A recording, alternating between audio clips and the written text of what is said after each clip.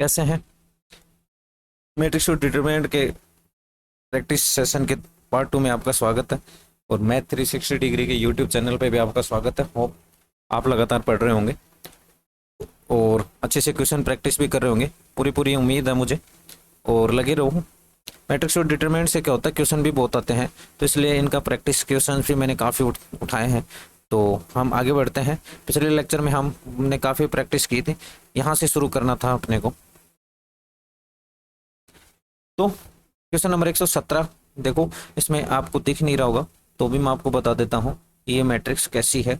मैं थोड़ा ऊपर लिख लेता हूँ इस मैट्रिक्स को। क्वेश्चन नंबर 17 को डिटेल में थोड़ा डिस्कस करेंगे। डिटेल में नहीं, आपको बताता हूँ कि किस तरह से इस क्वेश्चन को, लग बहुत लंबा चौड़ा रहा है, लेकिन किस तरह से इस क्वेश्चन को हम इजी वे में सोल्व कर सकते हैं। देखो अपने पास जो क्वेश्चन है, ये आपको डिटर्मिनेंट निकालना है, और वो डिटर्मिनेंट है क्या, 1 1 एंड 1। ये है, ये नहीं है यार।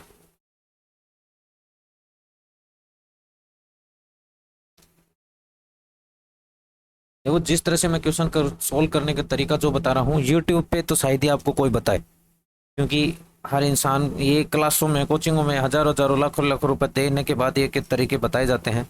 क्योंकि अगर वो ऑनलाइन यूट्यूब पे बता देंगे तो फिर कोचिंगों की दुकानें बंद, कोचिंग वालों की दुकानें बंद हो जाएंगी, तो ज़्यादा प्रॉब्लम हो जाती है। तो ऐसे तरीके किस तरह से किसी क्वेश्चन को जल्दी से जल्दी सोल्व किया जा सकता है, वो हम फ्री में बता रहे हैं। तो उम्मीद करता हूँ कि आप इन वीडियोज को शेयर करेंगे लोगों के साथ।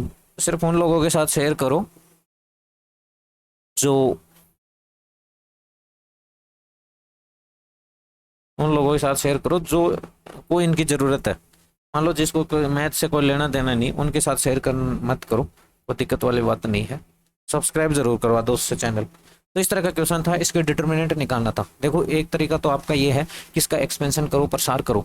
दूसरा तरीका देखो, आपको एक चीज समझ में आ रही होगी, आपको दिख रहा होगा कि एक्स एक जगह जो बेस, इसे जो बोलते हैं लोग का बेस बोलते हैं, आधार बोलते हैं, यहाँ जो संख्या होती है उसी के आधार पर उसकी वैल्यू आती है। देखो एक जगह बेस एक्स वाई है, जेड है, तो अगर मैं वैल्यू भी पुट करूँ तो एक्स वाई जेड को, एक्स वाई जेड जो होंगी वो पॉजिटिव होनी चाहिए, क्योंकि लॉग में हमेशा जो होता है पॉजिटिव नंबर का निकलता है। दूसरी बात, एक्स वाई और जेड जो होता है वो 1 नहीं हो सकती, क्योंकि बेस जो होता है एक लॉग का बेस कभी भी 1 नहीं होता है। इसका मतलब एक्स वाई जेड की वैल्यू मैं 1 भी नहीं रख सकता।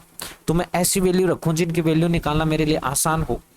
तो मैं यहाँ पे कैसी वैल्यू रख सकता हूँ, तो मेरे दिमाग में, क्योंकि मुझे इसके लॉग के बारे में, अगर आपको लॉग की कुछ प्रॉपर्टियां पता है तो मैं आपको बताता हूँ कि आपकी प्रॉपर्टियां, कुछ प्रॉपर्टी ऐसी होती हैं, ए स्क्वायर, तो इसका वैल्यू होती है लॉग ए। बेस भी ए हो और बेस सेम बेस पर उसकी वैल्यू 1 होती है, तो इसकी वैल्यू आ जाएगी 2। ए नॉट इक्वल टू 0 होना चाहिए, 1 होना चाहिए, और ए पॉजिटिव में होना चाहिए।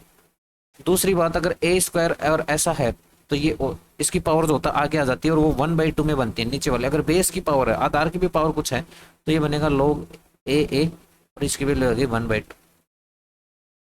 तो यहाँ से इन फॉर्मूला का मुझे पता है। और ये कब पता लगा, ये कहाँ दिमाग की बत्ती मेरी कैसे चली, क्योंकि मुझे ये डिटर्मिनेंट देख के पता चल रहा है। तो मैं x की वैल्यू 2, 2 की पावर 2 और 2 की पावर 3 ले लूंगा।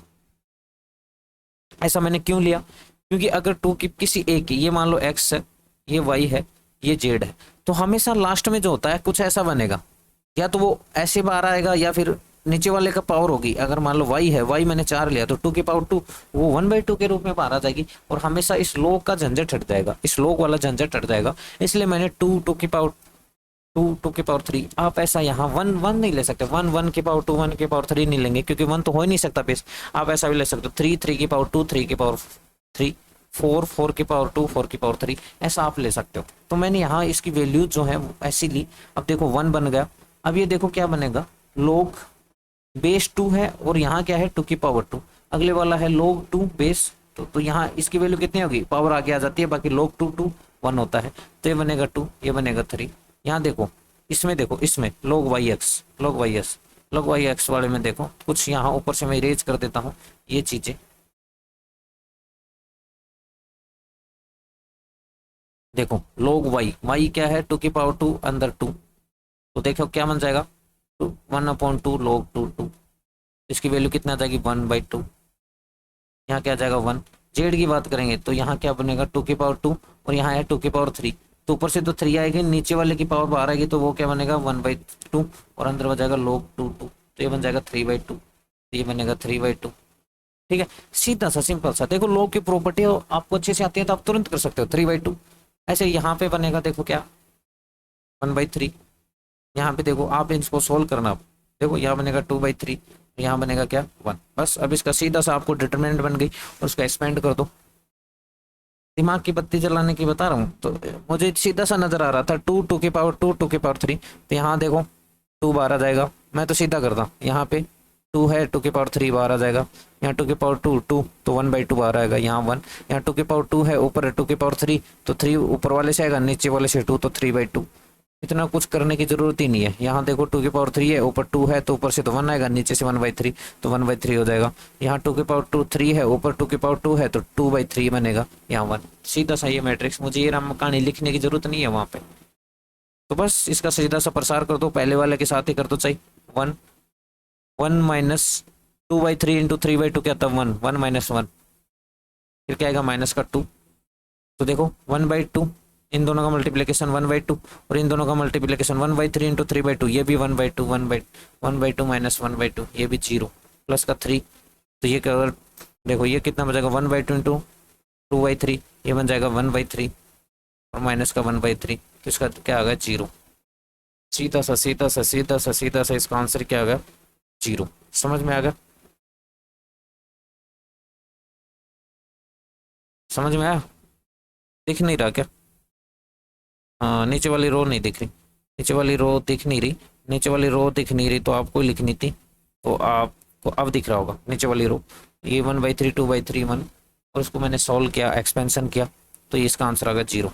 ठीक है, अगर ऐसी वाले मैट्रिक्सों में आपको कुछ पता नहीं होता और आपको लगता है कि इसका आंसर मुझे देख के ही आना है, तो हमेशा 0 टिक मारा करो, ये होता है डिटर्मिनेंटों में। ठीक है, कॉम्प्लिकेटेड सी है और उसके ऑप्शन में एक 0 भी है और आपको देना है, मैं गारंटी नहीं लेता वो सही होगा, लेकिन आपको तुक्का मारना ही है, आपको कुछ आता भी नहीं रहा, आपके मन में बैठा ही लिया कि यार ये तो मैं करके जाऊंगा, तो उसका 0 टिक के मार के आ जाओ।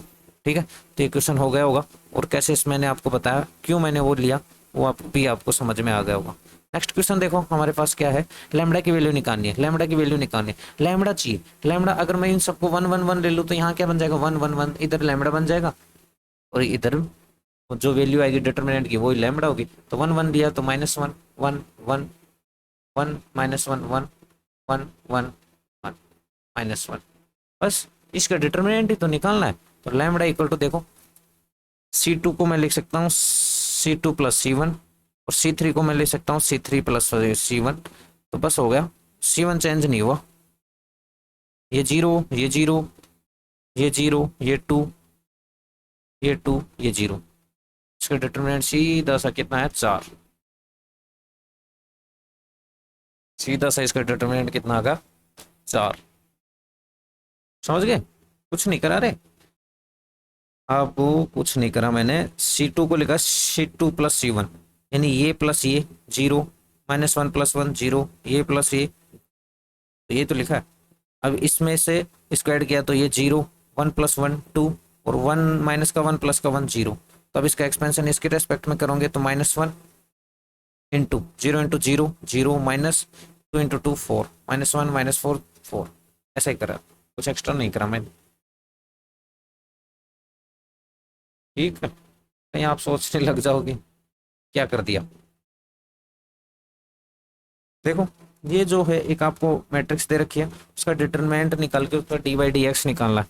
तो कुछ नहीं करना, इस मैट्रिक्स का जो है देखो यहाँ पे मुझे डिटरमिन क्या करना है, इसका आउटलाइन करना है, डिफरेंशिएशन करना है। इसका मतलब x के रेस्पेक्ट में, तो इसका मतलब इसको x के रेस्पेक्ट में ही सोल्व करना पड़ेगा। मेन बात ये है हमारे पास जो डिटरमिनेंट है, सॉरी मैट्रिक्स जो है उसका डिटरमिनेंट मैं सीधा यहाँ लिखता हूँ, वो क्या है x-1 2 2, ठीक है, x-1 2 2 3, x-1 2 3 3, x-1, ठीक है। इसका बस सीधा सा रेस्पेक्ट में, किसी के भी रेस्पेक्ट में आप क्या कर दो एक्सपेंशन कर दो। किसी एक को आप 0 भी बना सकते हो, ठीक है, किसी एक को आप 0 बनाओ। देखो इसका शॉर्ट तरीका भी अगर मैं देखूं तो फिलहाल मुझे नज़र नहीं आ रहा, लेकिन उसके बाद भी अगर कोई, मैं भी इस क्वेश्चन को देखूंगा, अगर नज़र आता है तो मैं आपको ज़रूर बताऊंगा। ठीक है, अगर आपको भी इसका शॉर्ट तरीका कुछ आता है तो मुझे ज़रूर बताना। ठीक है, तो इसका डिफरेंशिएशन करके डिटर्मिनेंट का वो जीरो करना है,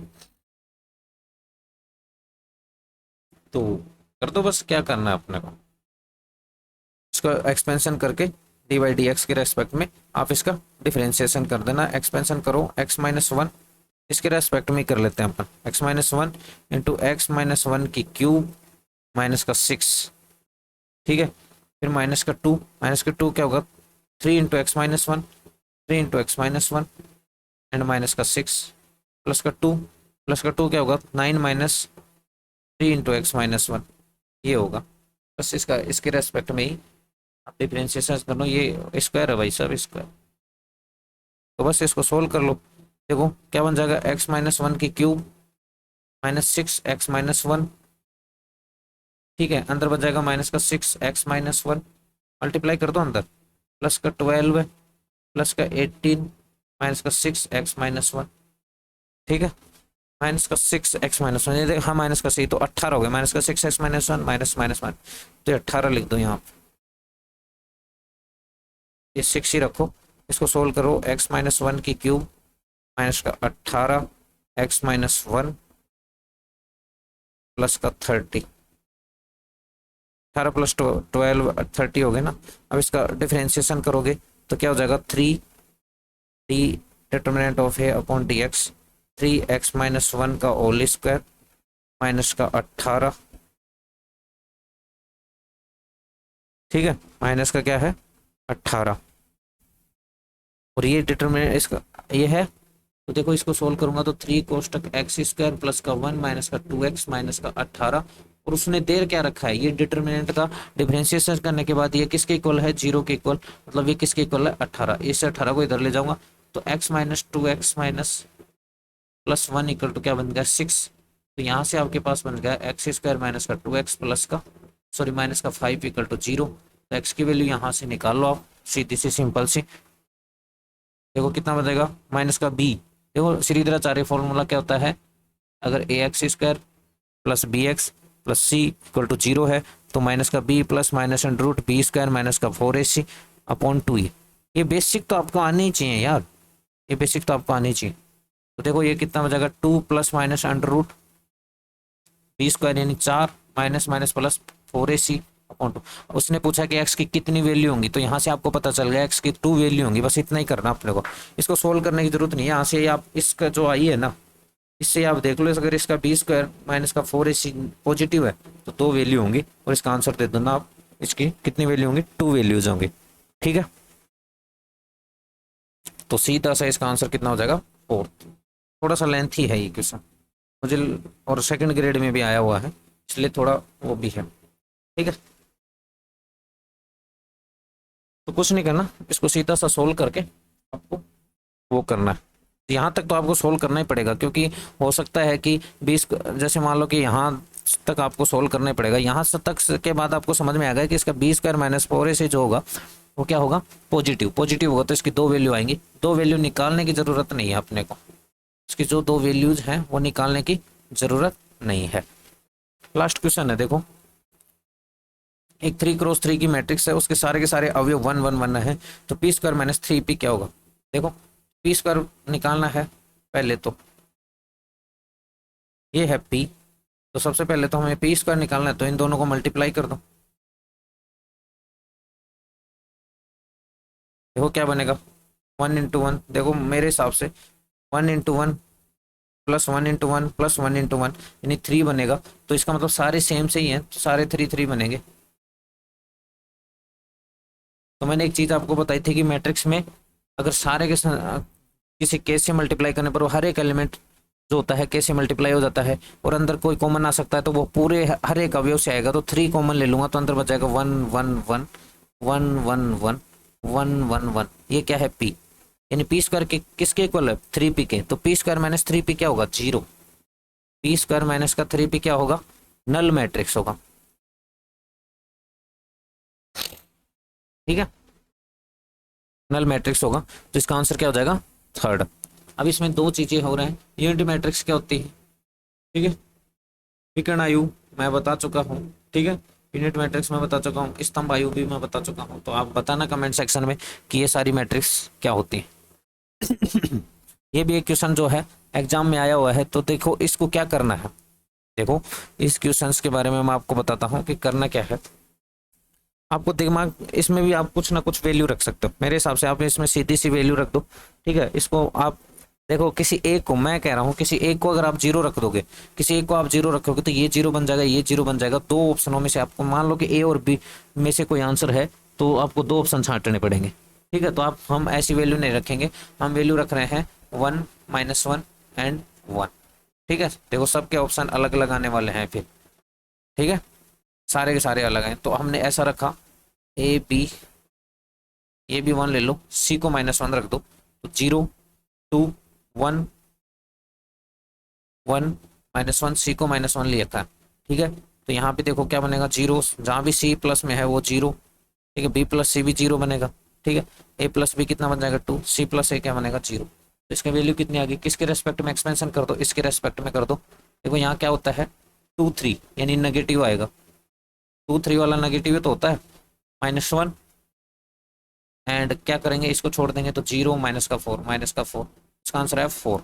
4 कौन से में बन रहा है देख लो, यहाँ 4 बनेगा, नहीं बन रहा, ये 0 नहीं, इसमें देखो ये बनेगा 1, और इधर क्या बनेगा 1 -1 -1, तो ये भी 4 नहीं बन रहा। इसका देखो इसमें क्या बन रहा है,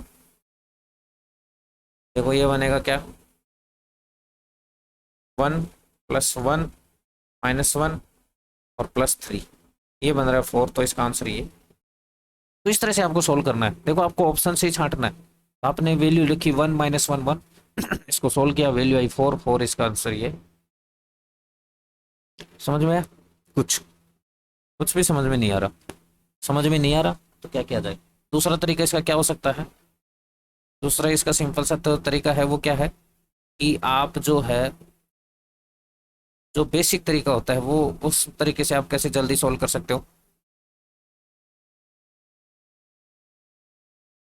बेसिक तरीका क्या है, R1 को जो होता है R1 + R2, R1 को क्या लिख दो, R1 में R2 + R3 जोड़ के ऐड कर दो। देखो अगर मैं R1 को ऐसा लिखता हूँ, चलो वो तरीका भी देख लेते हैं। R1 को मैं ऐसा लिख देता हूँ R1 + R2 + R3, तो देखो क्या बनेगा B + C C + A, ये बनेगा 2A + B + C। आप करके देखना, ये भी देखो ऐसा ही बनेगा 2A + B + C, यहाँ बनेगा A + B + C, और ये ऐसे कैसे,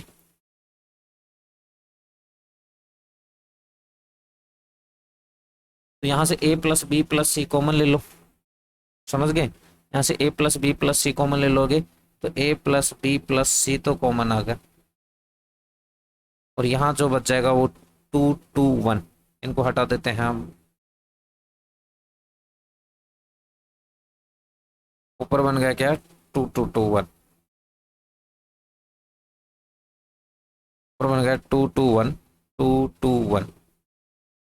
अब किसी भी दो को जीरो बना लो, देखो C2 को लिख दो C2 - C1 एंड, ठीक है, C2 को C2 1 कर दो। दूसरा आप ऐसा कर सकते हो, C3 को, C3 को आप लिख दो C3 - C1/2, तो यहाँ जीरो बन जाएगा, यहाँ जीरो बन जाएगा, फिर उसका एक्सपेंड कर दो, फिर उसको क्या कर दो एक्सपेंड कर दो दोस्त। ठीक है, तो इस तरह से आप सोल्व कर सकते हैं। आई होप आपको समझ में आ गया होगा। हम नेक्स्ट क्वेश्चन पे चलते हैं।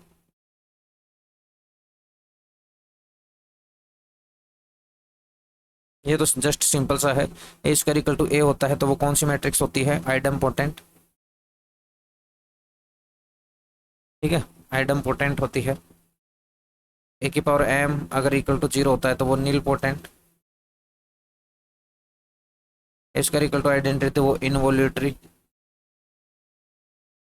और A ट्रांसपोज = A आता है तो सिमेट्रिक मैट्रिक्स, और A ट्रांसपोज = -A आता है तो इसकी सिमेट्रिक मैट्रिक्स। ठीक है, और अगर A ट्रांसपोज = आइडेंटिटी = होता है A ट्रांसपोज ए, तो वो कौन सी होती है? Orthogonal matrix. सारी एक साथ बता देता हूँ। ऑर्थोगोनल मैट्रिक्स, ऑर्थोगोनल मैट्रिक्स होती है अगर ये कंडीशन ट्रांसपोज है ये, ठीक है। अगर ऐसा होता है ए b equal to identity equal to b a, तो ए का इनवर्स बी होता है और बी का इनवर्स ए होता है। ये इनवर्स की प्रॉपर्टी के लिए यूज होती है। आइडेम्पोटेंट को वर्ग सम आयु बोलते हैं। निलपोटेंट ये इंग्लिश में याद रखना, मैंने आपको बताया था। हिंदी मीडियम वाले भी इंग्लिश में याद रखो, क्योंकि देखो इंग्लिश में ही ये हिंदी का क्वेश्चन है, वही वाला क्वेश्चन देखो सीधा हिंदी में लिखा है। निलपोटेंट, इनवोल्यूटरी, आइडेम्पोटेंट, ये सब इंग्लिश के वर्ड को हिंदी में लिखे है, इसका हिंदी वर्ड लिखा ही नहीं। आइडेम्पोटेंट को हिंदी में वर्ग सम आयु बोलते हैं, वो लिखा ही नहीं अगले ने, तो आपको इंग्लिश वर्ड याद रखने हैं। पहले भी मैंने आपको बताया था कि इंग्लिश वर्ड याद रखने हैं जरूर। इस वाले क्वेश्चन को कैसे करना है? इस वाले क्वेश्चन में जो होता है, ऐसे वाले क्वेश्चन जब भी आपके पास आए तो उनको सोल्व करने के लिए बहुत जरूरी चीज जो होती है वो क्या होती है कि इसमें कोई ना कोई सीक्वेंस, कोई ना कोई एक तरीका बना रहा होगा, कोई ना कोई एक सीक्वेंस टाइप का कुछ बन रहा होगा। तो देखो ऐसे तो ए की पावर 100 निकालने में हाँ जी जान लग जाएगा। तो हम सबसे पहले ए दे रखा है तो ए स्क्वायर निकालेंगे। ए स्क्वायर निकालेंगे तो 1 1 1 1, और फिर करा मैंने 1 1 1 1। तो देखो ये 2 2 2 2 बनेगा, याद रखना, ये चीज मैं बता देता हूँ आपको। 2 2 2 बनेगा। अगर ये 3 क्रॉस 3 के ऑर्डर की होती है और इस तरह से मल्टीप्लाई करते हैं तो उसमें 3 3 3 बनता है। फिर 2 2 वाले को 2 2 2 2, इसको देखो ऐसा ले सकता हूँ 2 की पावर 1 1 1 1 1, ठीक है। ए स्क्वायर में 2 की पावर 1 बाहर आई, फिर इसको मैंने वापस इससे किया तो ये देखो 2 + 2 × 1 + 2 × 1 यानी 4 बनेगा। एक 4 बन गया तो सारे देख सेम से ही तो हैं, तो सारे 4 4 बनेंगे। तो इसमें क्या है 2 की पावर 2 × 1 1 1 1। तो देखो 2 की पावर 1 × ए, 2 की पावर 2 × ए। अगर जब हमने ए की पावर 2 थी तो 2 की पावर 1 बाहर आई, ए की पावर 3 था तो 2 की पावर 2 बाहर आई, तो की पावर 100 होगी तो 2 की पावर 99 बाहर आएगी। एक कम बाहर आ रही है और इंटू ए, बस बात खत्म। समझ में आ गया? दोबारा से रिपीट करूँ? कुछ नहीं, मल्टीप्लीकेशन किया है और मैट्रिक्स में से कॉमन कैसे लेते हैं, हर एक अवयव से वो कॉमन आता है। ये कितनी बार रिपीट कर चुका हूँ, लेक्चर देखो आप जाके मेरे। ये देखो क्वेश्चन सीधा सा सिंपल सा है। मैंने एक चीज आपको बताई है कि ऐसा है तो ये इसके इक्वल होता है, ठीक है। दूसरी चीज मैंने आपको ये भी बताई है ए की पावर एन और डिटर्मिनेंट ऑफ ए एन क्या होता है? ए का ऑर्डर, ए कितनी ऑर्डर की है। तो देखो ये ऐसा ही है, तो इसको हम लिख सकते हैं 3 डिटर्मिनेंट। तो देखो 3 को तो ऑर्डर 3 की पावर n, जो जितना ऑर्डर ए बी का होगा, एक बी को मल्टीप्लाई करने पर जितना ऑर्डर बनेगा वो, इंटू डिटर्मिनेंट ऑफ ए और डिटर्मिनेंट ऑफ बी। अब देखो ए बी का ऑर्डर कितना है? ए और बी 3 × 3 ऑर्डर की है, ए इंटू बी 3 × 3 की है। इन दोनों को मल्टीप्लाई करेंगे, ये तो हटा दो, इन ये ऑर्डर होगा तो उनका ऑर्डर भी क्या होगा? 3। ये 3 की पावर 3 होगा। 3 की पावर 3 इंटू डिटर्मिनेंट ऑफ ए कितना है? -1 इंटू डिटर्मिनेंट ऑफ बी कितना है? 3। तो कितना होगा? माइनस का 81। इसका आंसर -81 आ गया। ये जो क्वेश्चन है मैंने बहुत बढ़िया तरीके से आपको बताया है। जब मैंने ऑर्थोगोनल मैट्रिक्स के बारे में पढ़ाया था तो आपको बहुत पहले ही बता दिया था मैंने। लेकिन इस क्वेश्चन को फिर से रिपीट कर देते हैं, सारे क्वेश्चन रिपीट कर देते हैं, कोई दिक्कत वाली बात नहीं। क्या है ये जो अभी अभी पढ़ रहा वही है। देखो उसने कहा है कि A transpose equal to identity, दोनों तरफ मैंने डिटर्मिनेंट कर दिया। A transpose equal to identity का आइडेंटिटी का डिटर्मिनेंट क्या होती है? 1। और मैंने आपको एक चीज बताई कि ट्रांसपोज का डिटर्मिनेंट और ए का डिटर्मिनेंट, दोनों का डिटर्मिनेंट क्या होता है? इक्वल होता है। तो बस, और अभी एक फॉर्मूला मैंने ये भी लिखा था कि दोनों का डिटर्मिनेंट होता है तो ऐसा होता है, ऐसा लिख सकते हैं डिटर्मिनेंट में। तो बस यही क्या है, determinant of A transpose equal to 1। ये दोनों इक्वल होते हैं तो डिटर्मिनेंट ऑफ ए का स्क्वायर नहीं बन गया इक्वल टू 1, तो डिटर्मिनेंट ऑफ ए क्या आ गया? +-1। तो कोई भी ऑर्थोगोनल मैट्रिक्स होती है तो उसका डिटर्मिनेंट हमेशा +-1 ही होता है।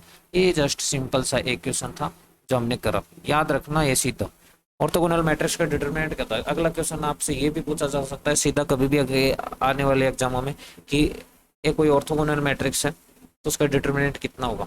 ये तो चलो यहाँ तो इसने बता दिया, अगर ऑर्थोगोनल मैट्रिक्स भी वो बोल देता, सीधा ये बोल देता कि ये ऑर्थोगोनल मैट्रिक्स है तो डिटर्मिनेंट ऑफ ए क्या होगा, तो भी आपको ये बताना पड़ता, क्योंकि ऑर्थोगोनल मैट्रिक्स बोलते ही ये ऑब्वियस है कि ऐसा होता, ऐसा तो होगा ही।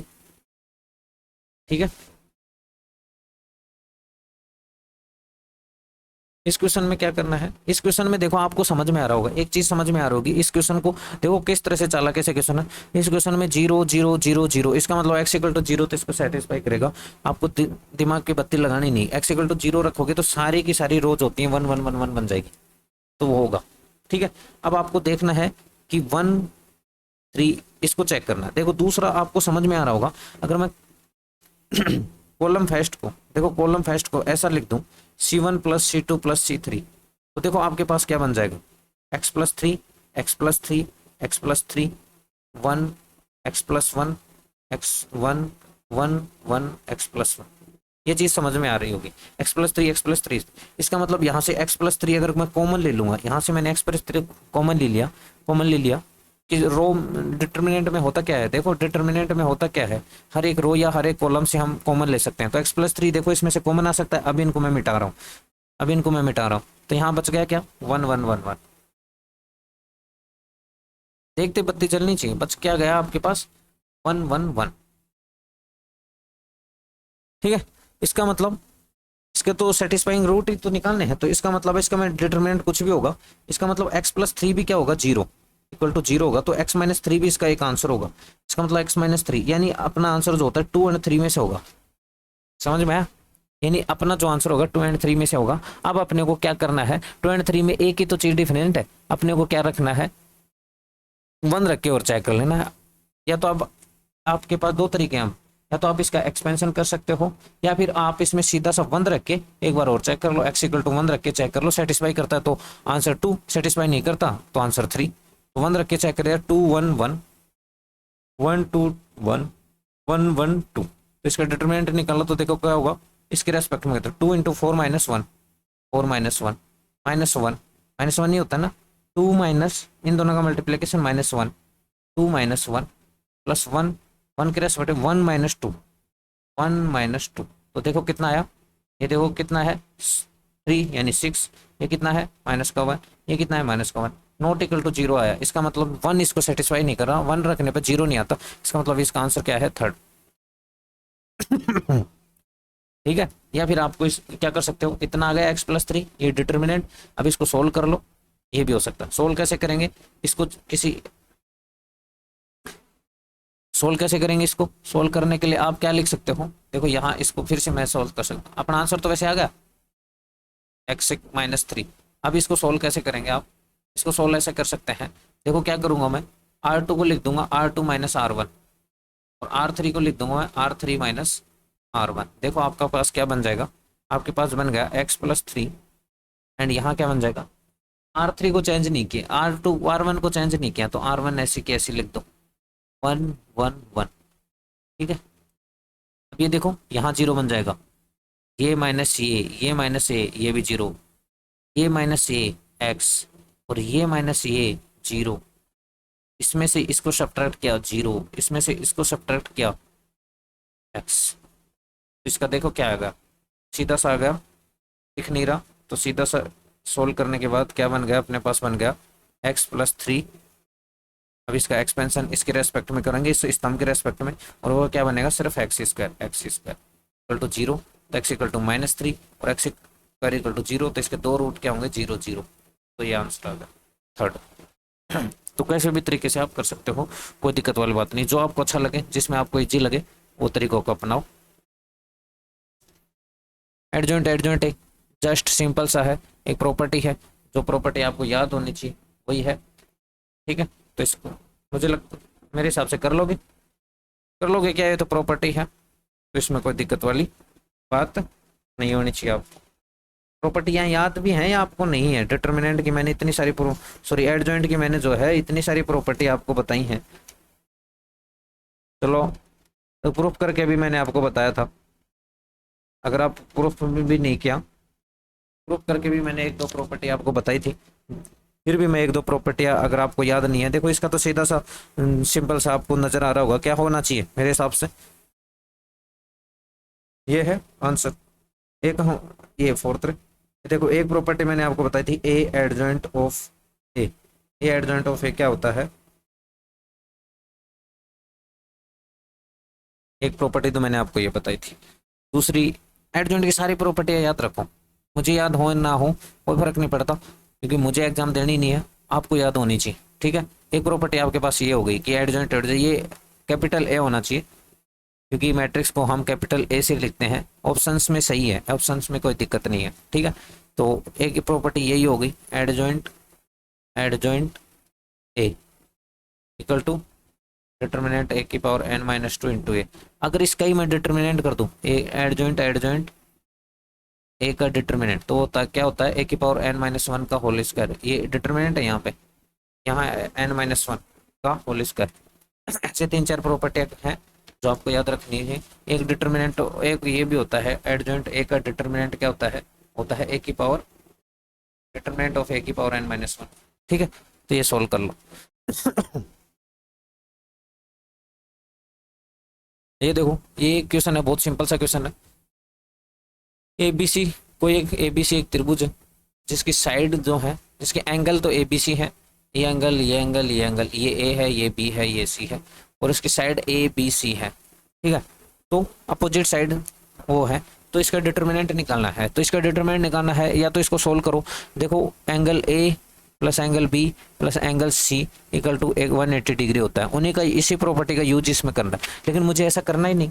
मुझे क्यों करना है ऐसा, मैं इसको समबाहु त्रिभुज मान लो, समबाहु त्रिभुज मान लो, और मैंने मान लिया कि a equal to B equal to one, A equal to B equal to C equal to one. समबाहु त्रिभुज में सारी भुजाएं समान होती हैं, सारी साइड अगर इक्वल होती हैं तो उसे समबाहु त्रिभुज कहते हैं। ठीक है, और इसका मतलब अब एंगल क्या हो गए, ए बी और एंगल सी, ये कितने हो गए 60 डिग्री, ये एंगल भी क्या हो गए 60 डिग्री। बस इसमें पुट करो यार, जस्ट सिंपल सा। 160 डिग्री की वैल्यू कितनी होती है, √3/2, 1 √3/2, √3/2, √3/2, 1 बी माइनस सी, जीरो, जीरो पे वैल्यू 1, क्योंकि 60 माइनस 60 जीरो, √3/2, सी तो 1 है ही, इसमें भी 1 इसमें भी 1।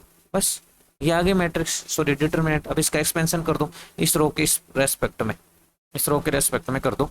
1 1 माइनस 1 जीरो, माइनस का √3/2, √3/2, इसको और इसको छोड़ देंगे तो √3/2 माइनस √3/2 जीरो, प्लस √3/2, और वो कितना होगा, √3/2 माइनस √3/2 जीरो। इसका आंसर आ गया जीरो।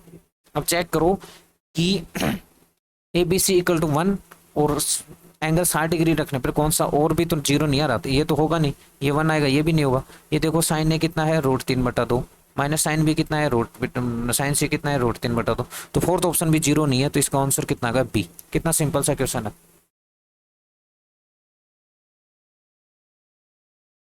हुँ? देखो इसमें a equal to B equal to c रख दो, 40 नंबर का जो क्वेश्चन है इसमें सिंपल सा आप सोचो, मैं a equal to B equal to c रख दूं तो इसका आंसर क्या आएगा, सारी रो जीरो बन जाएंगे, तो इसका डिटर्मिनेंट जीरो हो जाएगा। जीरो ऐसा a equal to B equal to c रखने पर सिर्फ दो ऑप्शन बचते हैं अपने पास जीरो वाले, एक तो ऑप्शन नंबर ए और एक ऑप्शन नंबर डी। ये यूपी में आया हुआ क्वेश्चन। ठीक है, तो हम क्या कर ले हैं, ये हो गया खत्म।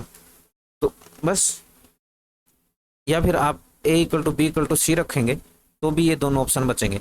तो हम कुछ ऐसा लेंगे कि ये जीरो ना बने। जीरो कब नहीं बनेंगे, जब हम अलग अलग वैल्यू लेंगे। ए को जीरो ले लिया, ए को 1 ले लिया, ए को 2 ले लिया, बस बात खत्म। बस बस वो रख के इसको तुरंत सोल्व कर दो। ठीक है, तो देखो जीरो माइनस वन, ये ए है ये बी है ये सी है। ठीक है, बी माइनस सी -1, सी माइनस ए, सी माइनस ए 2, बी माइनस सी। देखो बी माइनस सी यहाँ आएगा, वही तो यहाँ आएगा, तो बी माइनस सी क्या है -1, सी माइनस ए 2 है, ए माइनस बी हमने क्या निकाला है, अभी देखो ए माइनस ए क्या निकाला है, ओ -1। ठीक है, सी माइनस ए कितना है, निकाल तो लिया 2, ए माइनस बी कितना है, निकाल तो लिया माइनस का 1, और बी माइनस सी निकाल तो लिया कितना निकाला था -1। बस भाई साहब हो गया। इसके रेस्पेक्ट में एक्सपेंशन कर दो, -1 कितना हो जाएगा, -2 -1। ठीक है, माइनस माइनस प्लस, माइनस इसके रेस्पेक्ट में कर रहे हैं, माइनस का 1 सॉरी प्लस का 1 प्लस का 2 प्लस का 3 प्लस का 2, 2 कितना है 1 -4। तो देखो कितना बना, माइनस का 3 और प्लस का 3 प्लस का 3 और ये माइनस का 6। आंसर आएगा जीरो, और ये जीरो बनेगा नहीं। अगर 0 1 2 लूंगा तो ये जीरो बनेगा नहीं, बात खत्म होगी ना। इसका मतलब इसका आंसर कितना है, डिटर्मिनेंट ही तो निकाला मैंने, कुछ नहीं करा। डिटर्मिनेंट आप जल्दी से निकाल लो। इसको वैसे भी आप देख के थोड़ा सोच रहे होंगे कि साइकिल के अंदर चल रहा है, साइकिल टाइप का चल रहा है, ए माइनस बी, बी माइनस ए, सी माइनस ए, फिर बी माइनस सी, सी माइनस, तो ऐसा का डिटरमिनेंट मोस्टली जीरो ही होता।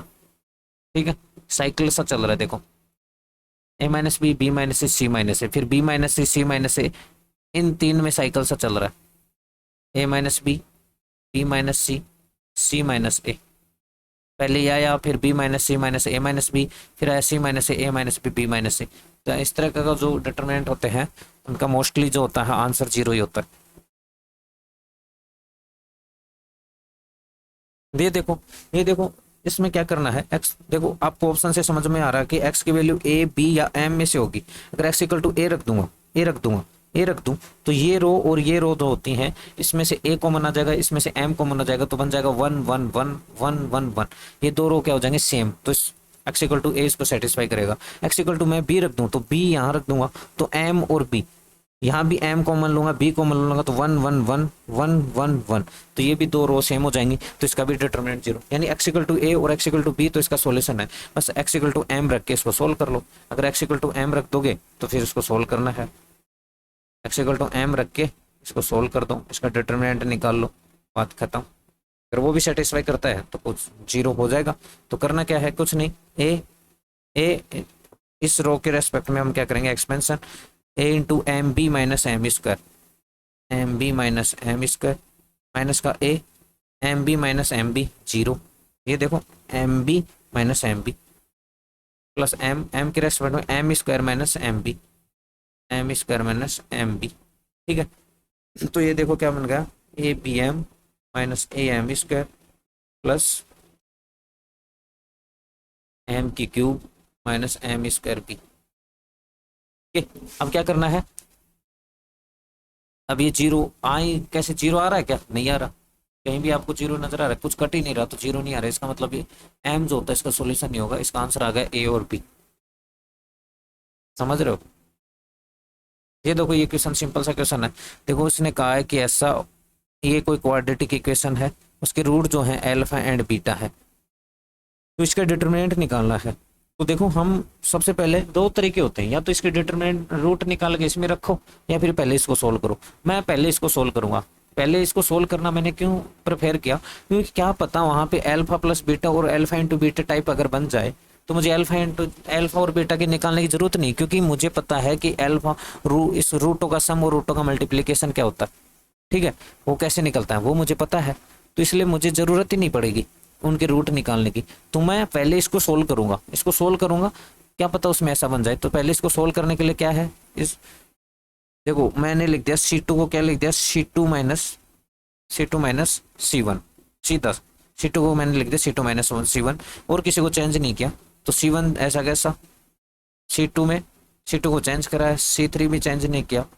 अब ये देखो beta minus beta, sorry C2 में C3 सब्ट्रैक्ट कर दिया, C3 ये C3 है।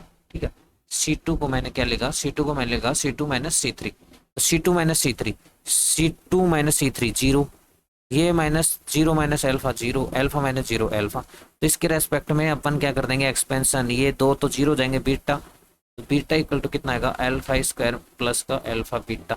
यहाँ से अल्फा कॉमन ले लूंगा तो क्या बन जाएगा, alpha beta plus beta, alpha into beta alpha plus beta. देखो आ गया ना, मुझे रूट निकालने की जरूरत पड़ी नहीं पड़ी। अगर यहाँ देखो रूट तो हमें निकालना ही है ना, रूट तो हमें निकालना ही है, तो हम बाद में रख लेंगे ना भाई। अगर मान लो रूट तो देखो ऐसा, अगर ये कॉम्प्लिकेट, मान लो कि ये डिटरमिनेंट ऐसा कॉम्प्लिकेटेड टाइप का था कि डिटरमिनेंट निकालने में अपने को डिफिकल्टी हो रही है, तब मैं पहले रूट निकालता, क्या पता वो 1 2 3 जैसे रूट आ जाते, उसमें सोल्व करने पर सिंपल हो जाता। लेकिन आपको ये डिटरमिनेंट देखो ऐसा लग रहा है कि ये कॉम्प्लिकेटेड होगा, नहीं होगा, आपको खुद को लग रहा है कि ये सिंपल सा डिटरमिनेंट इसका आसानी से निकल जाएगा, तो पहले इसको सोल्व कर लो भाई। तो इसको सोल्व कर लिया, अल्फा इंटू बीटा देखो यहाँ से कितना है, अल्फा प्लस बीटा कितना है, माइनस का 3/2, और अल्फा इंटू बीटा कितना है, 5/2, बस रख दो यार 5/2 इंटू माइनस का 3/2 क्या आ जाएगा, माइनस का 15/4। डिटरमिनेंट अगर मुझे ऐसा लगता है कि डिटरमिनेंट निकालने में मुझे बहुत डिफिकल्टी होने वाली, तो मैं पहले रूट निकालता। लेकिन डिटरमिनेंट देखते ही मुझे देखते ही लगा डिटरमिनेंट कि डिटरमिनेंट निकालना इस यहाँ आसान है, तो मैं रूट क्यों निकालूं पहले, तो पहले मैंने डिटरमिनेंट निकाला। ये चीजें मैं क्यों बता रहा हूँ कि कौन सी चीज मैं पहले क्यों सोल्व, ये क्वेश्चन हम कर चुके, इसका डिटरमिनेंट 0 आया था, वही हमने ए बी सी को 1 माना था और पी क्यू आर को 1 2 3 माना था। 6 नंबर क्वेश्चन है, देखो ए बी सी 3 वास्तविक संख्याएं हैं और इस बार क्वेश्चन में ही बोलते हैं कि वो भिन्न भिन्न है, यानी हम इस बार a equal to B equal to c नहीं ले सकते। हम इनको क्या लेंगे, अलग अलग लेंगे। ए बी सी को हम क्या लेंगे, अलग अलग। दूसरी बात, इसने बोला है कि इनका गुणनफल क्या है 1, इनका गुणनफल भी क्या है, ए बी सी इक्वल टू भी 1 है, ये नॉट इक्वल टू है। तो हम मैंने देखो कैसी वैल्यू ली, ए को 1 मान लिया, ए को 2 मान लिया, ए को 1/2 मान लिया, बात खत्म, इक्वल टू 1 आ गया। इसको पुट कर दो यहाँ पे, ठीक है, 2 1 1/2, 4 1 1/4, ठीक है। ए की क्यूब 8 - 1 7 7, बी की क्यूब 0, सी की क्यूब 1/8 - 1 1/8 - 1 1/8 - 1 कितना होगा, माइनस का 7/8 होगा। बस अब इसका एक्सपेंशन कर दो, इस डिटरमिनेंट का क्या कर दो, एक्सपेंशन कर दो, किसी के भी रेस्पेक्ट में कर लो। आप इस रो के रेस्पेक्ट में करना चाहते हो तो इस रो के रेस्पेक्ट में कर दो। देखो यहाँ क्या बनेगा, P1 यानी प्लस आएगा, देखो E1 है ना, तो प्लस माइनस प्लस, तो 7 इंटू, इसको छोड़ दो, इसको छोड़ दो कि 1/4 - 1/2, 1/4 - 1/2, 0 वाला 0 जाएगा, यहाँ माइनस आता है, यहाँ प्लस, तो ये फिर प्लस आएगा, तो माइनस का 7/8, ये क्या बनेगा 2 - 4, 2, देखो इसको छोड़ दूंगा इसको, तो 2 - 4 कितना होता है, -2, तो ये देखो कितना बना, 1/4 - 1/2 कितना होता है भाई, 1/4। थोड़ा सा नीचे कर लेते हैं, आपको दिख नहीं रहा होगा, देखो 1/4 - 1/2 कितना होता है, माइनस का 1/4, और ये देखो कितना बचा, प्लस का 7/4, माइनस का 7/4 प्लस का 7/4, क्या है इसका आंसर, क्या है 0। अब देखो, अब ये देखना है अपने को, देखो 0, अब 0 2 1/1 और 1/2 रखने पर, एबीसी की वैल्यू 2 1 और 1/2 रखने पर कौन सा 0 बनेगा, कोई सा भी 0 नहीं बनेगा। देखो आपको देखते समझ में आ रहा है यार, ये स्क्वायर का सम कभी 0 बन सकता है, स्क्वायर का भी ये 0 है ही नहीं, 0 बनेंगे कौन सा, तो आंसर क्या हो गया 4। ऑप्शन भी चेक नहीं करना इसमें, तो सीधा 4 बन गया। ये लास्ट क्वेश्चन है शायद। देखो ये जो डिटर्मिनेंट है, ये डिटर्मिनेंट है, इसका डिटर्मिनेंट हमें निकालना है। तो इसमें कुछ भी नहीं कहा कि a equal to B equal to C equal to कुछ हो सकता है कि नहीं, तो मैंने a equal to B equal to C equal to मैंने क्या मान लिया 1 है, सबकी जगह 1 पुट कर दिया, ठीक है 1 पुट कर दिया। देखो 1 सबकी वैल्यू 1 पुट करने पे सबके आंसर अलग आएंगे, ये 0 है, ये -3 बनेगा, ये 4 बनेगा और ये 6 बनेगा, देखो सीधा सा सारे अलग आएंगे, तो मैंने सीधा 1 पुट कर दिया, तो क्या बनेगा माइनस का 1 1 1 1 -1 1 1 1 -1। बस इसको सोल्व कर लो, सोल्व क्या कर लो, C2 को लिख दो C2 + 1 और C3 को लिख दो C3 + 1, या वहां लिखने की जरूरत नहीं है, सीधा आपके दिमाग में ये कैलकुलेशन होनी चाहिए दोस्त। तो देखो -1 पहली तो चेंज ही नहीं करी, ये 0 ये 0 ये 0 ये 2 ये 2 ये 0, बस बात खत्म हो गई। इसका डिटरमिनेंट निकाल लो -1 और -4, तो इसका आंसर आया 4, और 4 कौन से आ रहा है, थर्ड से। इससे क्या है 4 आंसर, समझ में आया। A B C equal to 1 क्यों लिया, क्योंकि मैं इसमें ऐसे पिछले वाले क्वेश्चन में क्या कहा था, ए बी और सी अलग अलग हैं, इसलिए हमने अलग अलग ली और उनका मल्टीप्लिकेशन भी 1 है। इस क्वेश्चन में ऐसा कुछ भी नहीं कहा कि ये अलग है, एक है, हमें कुछ नहीं पता, तो हमने सबको सेम मान के 1 पुट कर दिया, और हमने देखा कि ऑप्शन भी सारे अलग अलग आ रहे हैं, इसका मतलब बहुत बढ़िया है, ये तो बढ़िया रहा। तो हमने डिटरमिनेंट बनाया, डिटरमिनेंट बना के उसमें कॉलम ऑपरेशन लगाए, स्तंभ संक्रियाएं लगाई, और इसका आंसर आ गया 4, और 4 कौन से में मैच करा, सी में, तो इसका आंसर 4। समझ में आया। इस तरह से मैट्रिक्स डिटरमिनेंट के क्वेश्चन करने हैं, और मैंने आपको काफ़ी बहुत प्रैक्टिस करवा दी है, और ये लास्ट, इसके बाद हम और प्रैक्टिस नहीं करेंगे, बहुत क्वेश्चन मैंने प्रैक्टिस करवा दिए हैं। ये सब के सब कहीं ना कहीं यूपी पीजीटी में, डीटर प्लस एसबी में, एच टेट में, एनवीएस केवीएस, जितने भी क्वेश्चन मैंने करवाए हैं, कहीं ना कहीं एमपी में, यूपी में और आरपीएससी में आए हुए क्वेश्चन है प्रीवियस ईयर एग्जामों के। इसमें किस तरह से आप ट्रिक्स लगा सकते हैं, ये सब पूरा मैंने आपको बता दिया है।